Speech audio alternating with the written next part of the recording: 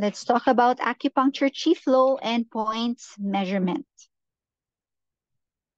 Acupuncture points are commonly located in the depressions or in the grooves of the body. To locate these points, we use proportional body parts as measurement tools.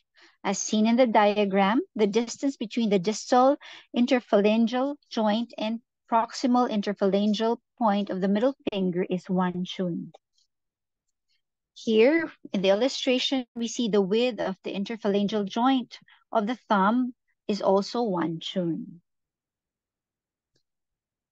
In this diagram, if you place the index fingers, middle fingers, ring finger, and little finger together in a plane, the width of the line across the middle finger PIP joints is 3 chun. This is also called 1 fu. Now looking at the head, as in the diagram, in the head, the distance from the anterior hairline to the middle of the eyebrows is 3 chun.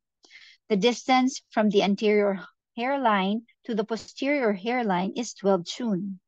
The distance from the posterior hairline to the spinal process of the C7 is 3 chun. And the distance behind the ear between the two mastoid processes is 9 chun. In the anterior, chest and abdomen, between the sternal notch and the xiphoid process, the distance is 9 chun. The distance from the xiphoid process to the umbilicus is 8 chun. That from the umbilicus to the symphysis pubis is 5 chun, and between the two nipples is 8 chun.